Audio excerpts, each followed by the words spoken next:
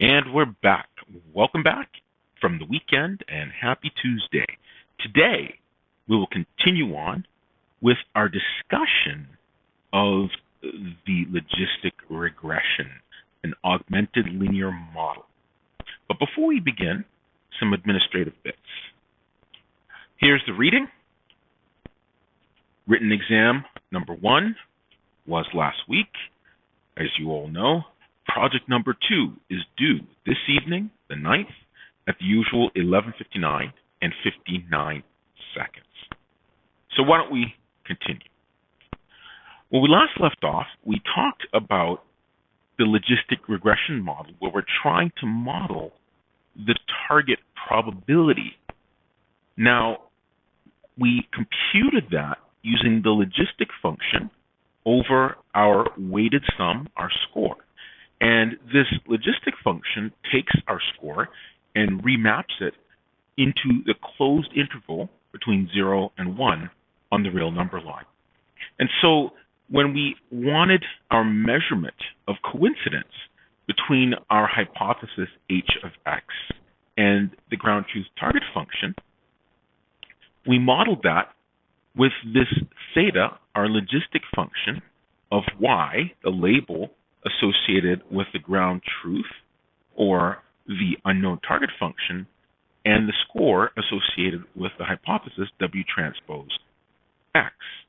Now, we build a product likelihood model because we made the IID, independent and identically distributed assumption. And so we put all of these products together, and then we cleaned up this expression using a set of monotonic transformations because they preserved order for an optimizer. And this gave us an expression for in-sample error indexed or associated with a particular hypothesis. So we get the expression En of W is 1 upon n, so the average coincidence between the unknown target function and the working hypothesis.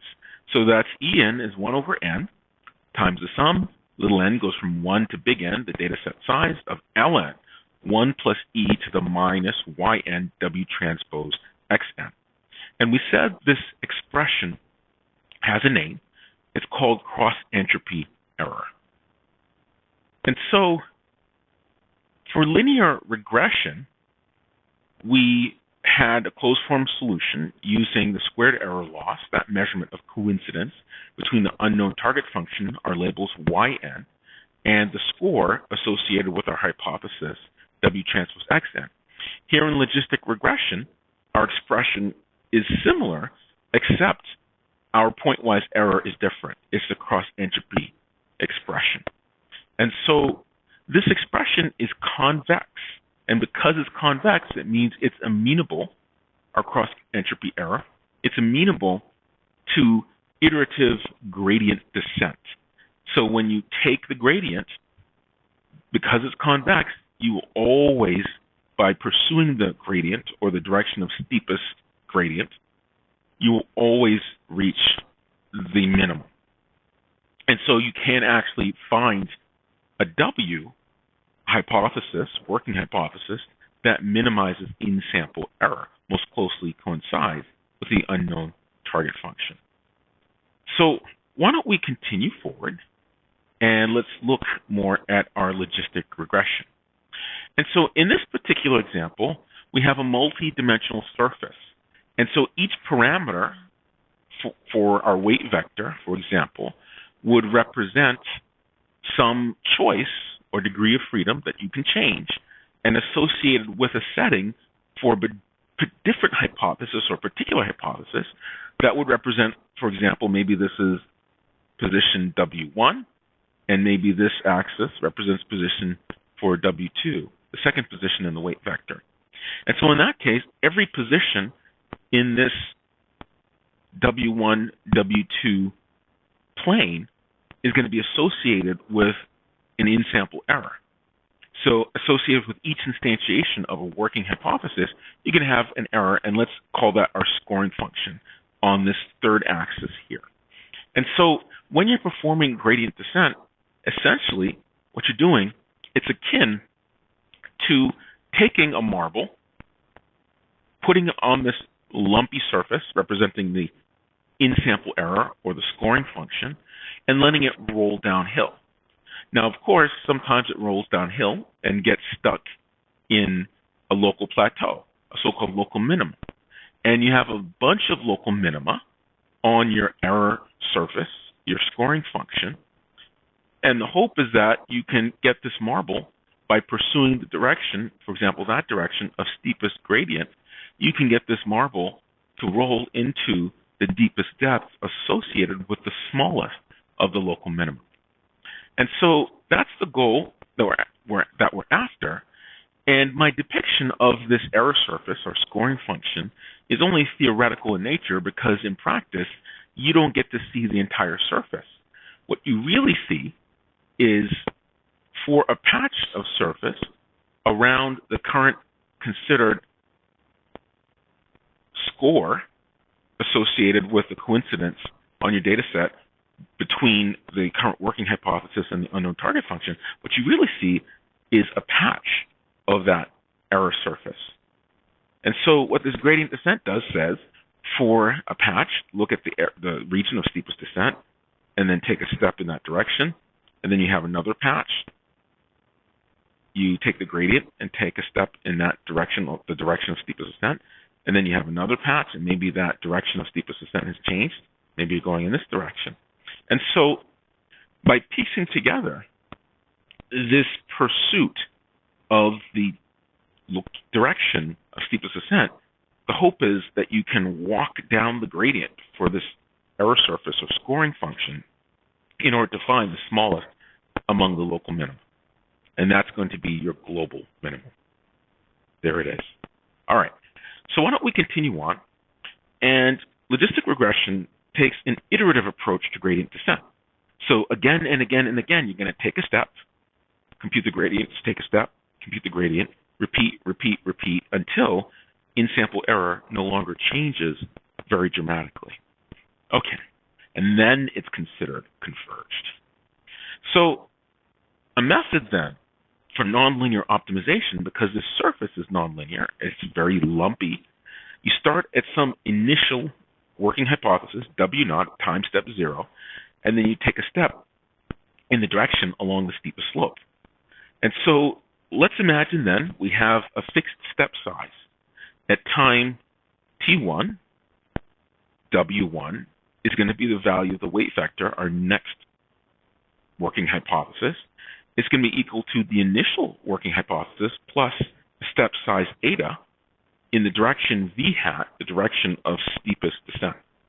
And so by iterating this again and again and again, we're going to get W2 is equal to W1 plus eta in the direction of steepest descent v hat, W3, W4, etc.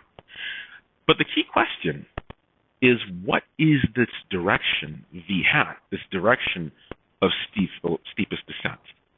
And so it's really, really important, and I'll stress this again, that the error function has one minimum, has a single global min, and it's also convex.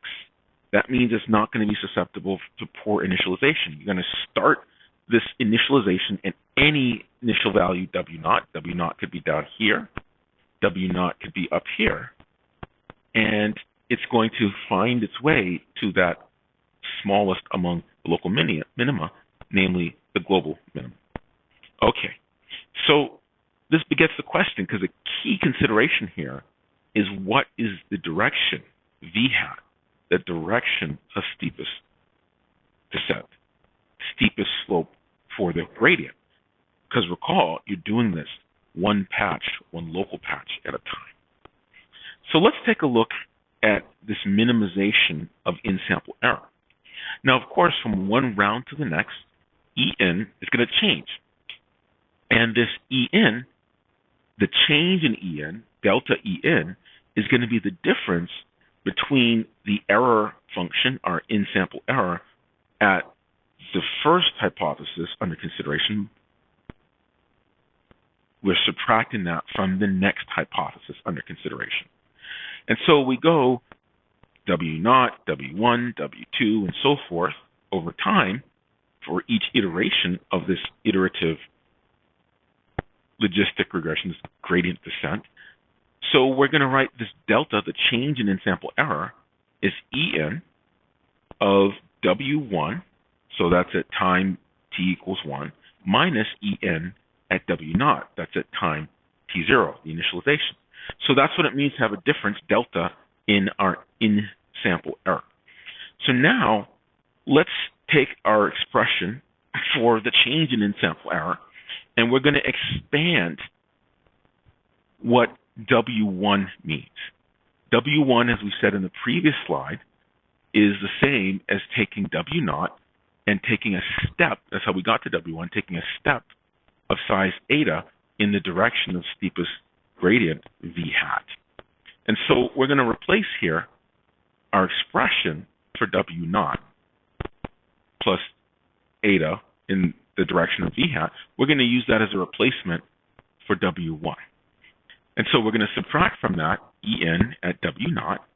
And now we're going to replace this assumption, this rate of change, with a Taylor series approximation. And so if you had an expression for En of W, and it changed from some W0 to some W1, the value changed. Well, another way you can approximate that is by assuming a slope, constant slope, at W0, so that would be the tangent line at W0, and then we measure some distance, we'll call that distance eta, assuming a constant rate of increase. And that's going to be our approximation for what it means to be a change in in-sample error. And that's what the Taylor series tells us. It's a derivative, a slope, times the difference.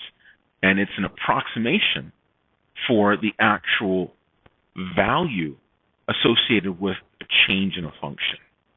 Okay, so if we do that, if our distance is eta, and the slope is the slope of in-sample error at W0, our initial hypothesis, well, this becomes the gradient of En at W0 in the direction of steepest descent, V hat, and we're going to, that's going to be our slope, and then our distance is going to be our step size eta.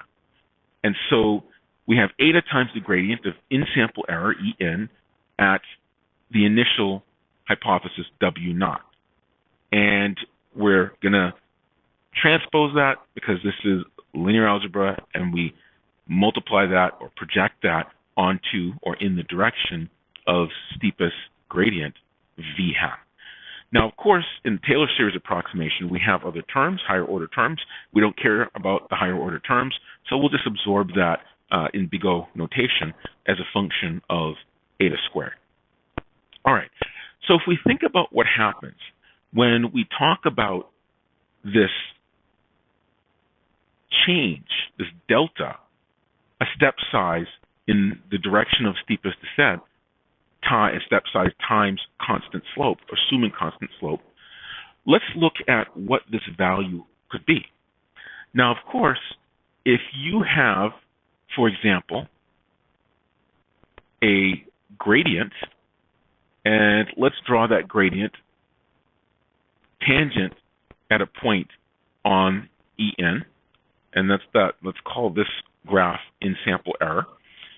And if we were to project this direction of this gradient onto some vector, let's call that vector, let's say here, is V hat. Now, of course, if we look at the magnitude of this change in in-sample error defined using this Taylor series approximation, in its maximum value, what's going to happen? The slope is going to be in the same direction as our V hat, And in the worst case, the slope is going to be in the opposite direction of our v hat. And so if we ask the question of how big can delta En get, it's going to be with respect to the second scenario where this gradient is in the opposite direction of v hat, this gradient of in-sample error. And so regardless of what this value is, this delta En, we know that it's going to be at least negative, because of this negative value of the vector, v hat is in the opposite direction, negative eta, our step size, times the magnitude of the gradient of in-sample error at W naught, our initial hypothesis.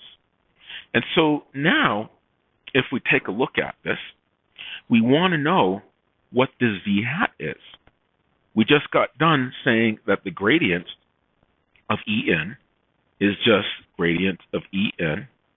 We have that constant slope assumption at our initial hypothesis, En of W naught, that gradient of En at W naught.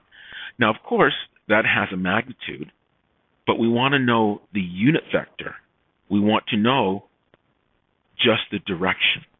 And so since v hat is a unit vector, how we get the unit vector out of this gradient is by normalizing it.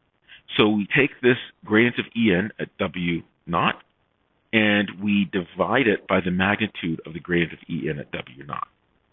And this is in the negative direction because we know it's going to be at least in the opposite direction, this unit vector, of the gradient. And so we write v hat is equal to the minus negative gradient of En of W naught over the magnitude of gradient of En at W naught. And so the unit vector is assumed at a minimum is in the opposite direction of the gradient. All right. So what is the effect of this eta? We talked about the step size. And let's imagine you initialize arbitrarily our weight vector for the hypothesis, our W naught, the first working hypothesis from a series of rounds. Now, here we have in the purple in-sample error, and along the horizontal axis, these are the weights, and along the vertical axis, we have En. Now, if eta, our step size, is too small, that means that our delta, our change in in-sample error from one round to the next, is going to be relatively small. So what happens? You start up here, and you have a small reduction in En, and then another small reduction, then another small reduction, then another, and so forth. But the problem is that because En in this minimization is being reduced by a small amount each time, because eta is small, step size is small, that means you're going to run for a very large number of iterations, and it's going to be slow to converge. The converse happens if eta is too large. Now, if eta is really, really big, that means you're going to make dramatic jumps in sample error, and sometimes it might overshoot En equals 0. And so here we have these jumps here. If our eta, our step size is too large, we're going to jump way over here and overshoot the minimum where in-sample error is 0. So En is 0 at the minimum, or it's either 0 or some minimum value, and it's going to now, instead of stopping at 0, it's going to go up here. And so you overshoot, and then you overshoot, and then you overshoot because it's in the other direction. Then you overshoot, and you keep doing that, bouncing back and forth. It's very turbulent. Now, if we look at this third frame, this is just right. What we really desire, in order to get in the neighborhood of this global minimum, the smallest among the local minima on the error surface, and again, it's important to note that all you see is the slope at the local patch of the error surface for in-sample error. And so what you really ideally want is to make a big jump if you're far away from the minimum, but walk very carefully small jumps if you're close to the global minimum.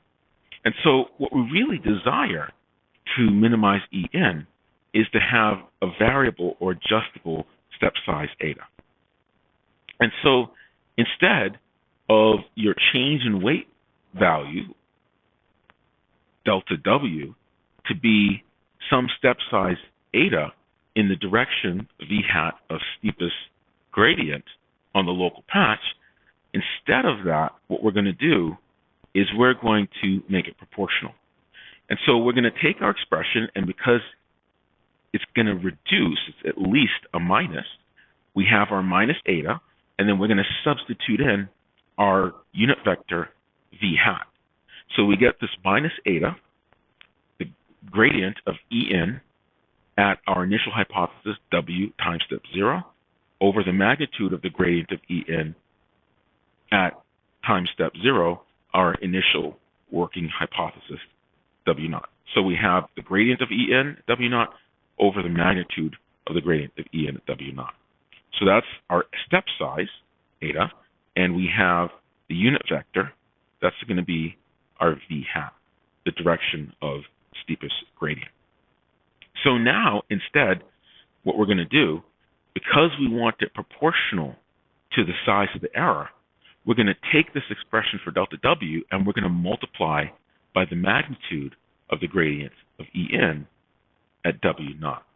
And so if we multiply by that magnitude of the gradient, well, there's a copy in the numerator now, and a copy in the denominator, and this gives us a new expression, which is this gradient at En of W naught.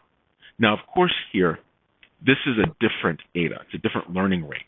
It's the learning rate associated with the gradient descent where it's proportional. It changes with the magnitude of the gradient. So if the gradient of En is very large, it's going to be a large change in W. Delta W is large. If it's small, it's going to be a small change in W. And so this is our fixed learning rate, and this is going to be our new eta. All right. So this expression is, or figure, is our algorithm for logistic regression. And so you start out by initializing your weights at time t0 to W0. That's going to be our zeroth or initialized working hypothesis. And so for a number of rounds, we're going to compute the gradient of the cross entropy error. Now recall, when we had cross entropy error, we said En of W is equal to 1 upon N. We had the sum for N goes from 1 to big N. And then we had Ln of 1 plus E to the minus Yn W transpose Xn. And so if we take the gradient of this expression, a number of things happen. So if we took the gradient of En, well, we have a U substitution here, and then we have another substitution for the E to the X term, and then we're going to compute here by a chain rule. And so it starts out, we have 1 over N, we have the sum, and then this derivative of Ln, we're going to make a U substitution, compute the Jacobian. That's going to be 1 over 1 plus E to the minus Yn W transpose Xn. So we're going to say 1 over 1 plus E to the minus Yn W transpose Xn. So now we want to compute the derivative by chain rule of this inner expression. And the derivative of the chain rule of this inner expression is just dw of 1 plus E to the minus Yn W transpose Xn. So the 1 goes away, because if you compute ddw of something that doesn't involve W, that's constant, it goes away. And the rest that we have is E times E to the minus Yn W transpose Xn. Now, then we compute the derivative using U substitution, the Jacobian, by chain rule, of this expression, the exponent. And we have a leading negative, so we're going to get another factor we multiply. So that's going to be minus y. We have w to the 1 power, 1 copy of it, so that goes to 1, y xn. So if we put all of this together, this gives us, well, a leading negative sign, This gives us, let me write it over down here, gives us minus 1 upon n. We have our sum, n goes from 1 to big N, and now we have e to the minus yn w transpose xn in the numerator, and then we have 1 plus e to the minus yn w transpose xn in the denominator. So then if we divide both the numerator and the denominator by e to the minus yn w transpose xn, well, what happens? This goes to 1. Okay. We already had that yn xn that we had up here from before. This part goes to 1, and then we have the denominator divided by e to the minus yn w transpose xn. So this is going to be 1 over, let me just draw a bracket here, 1 over e to the minus yn w transpose xn plus, and this is going to be 1. And so what we're left with is minus 1 upon n, sum, n goes from 1 to big N, of yn xn over 1 plus e to the yn w transpose xn. And there's our result right here. So this is the gradient of in-sample error indexed by w, and we compute this using the chain rule and u substitution Jacobian. So we have this application 3 times. We have of ln, that's 1 over. We have of 1 plus e to the exponent, that's just e to the exponent, and then we have ddw of this exponent term. Okay, and this gives us our gradient. So we compute the gradient on each round, and then we use this gradient to update the weights. That's the proportional update. And we say w for the next round, our next hypothesis, around t plus 1, is the current version of the weight vector minus eta, our step size, times the gradient en at that time step on w. So we keep iterating until it's time to halt. Either we exhaust some number of rounds, or we track what this weight vector is and stop when the weight vector's change is negligible. And then we return the final weights. All right. So this is our logistic regression, and it uses an iterative approach to gradient descent. And because this error function, En, is convex, we're guaranteed that regardless of where we initialize our search, our hypothesis, or working hypothesis, we're going to converge onto the global minimum each time. So let's go back to what we were talking about with our simple linear model. We talked about credit analysis, the credit approval problem. And when we had sine W transpose X, we called it the perceptron, and the output label by this hypothesis was either a +1 or -1 for the approval or denial. That was classification. And so for this perceptron, we use classification error by counting the number of times, the delta function, the number of times that the working hypothesis disagreed with the unknown target function. And so with that, we were able to make some changes to the PLA update. Absolutely, we could change the learning rate, eta, but we could also add a simple variable, the pocket, and this addition of the pocket dramatically improved the behavior of the perceptron. It made it a type of anytime algorithm. It either improved or remained the same, but never got worse in its performance. So then we removed the hard threshold, and we output a linear sum, W transpose X, and this gave us a score, and we used that score to predict real value quantities and called it linear regression. Now, our loss function, our in-sample error measure, was squared error loss, that measurement of coincidence between the output score from the working hypothesis and the ground truth score, real value Y, real valued label, associated with the unknown target function. So then we built the design matrix and computed the pseudo-inverse and got the expression for the final best hypothesis in closed form. So now then we took our score and we used the logistic function. In doing so, we mapped from the score to the closed interval in the real number line between 0 and 1, and we treated this as a probability. And so we measured the coincidence between the working hypothesis and the unknown target function by multiplying that score by the class label input to the logistic function. And we call this the cross-entropy error. And now we see that we use gradient descent in order to minimize in-sample error, find the final best hypothesis, W, that most closely matches the target probability. Now we call it the target probability. So here we see we have different problems: the credit classification problem, the credit amount or credit line learning model, and then we have the probability of default, probability of paying your loan model.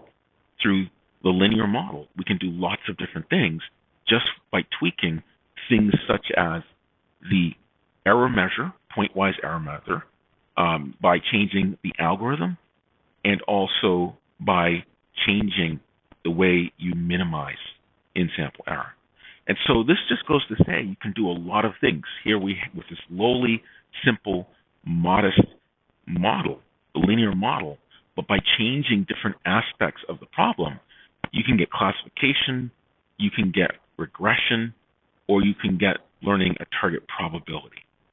So it just goes to say, by tweaking various parts in the anatomy of a learner, a very simple model or linear model can do very, very powerful things. Okay, so with that, we will end there. And as usual, please stay healthy, stay safe, and I'll see you all on Thursday.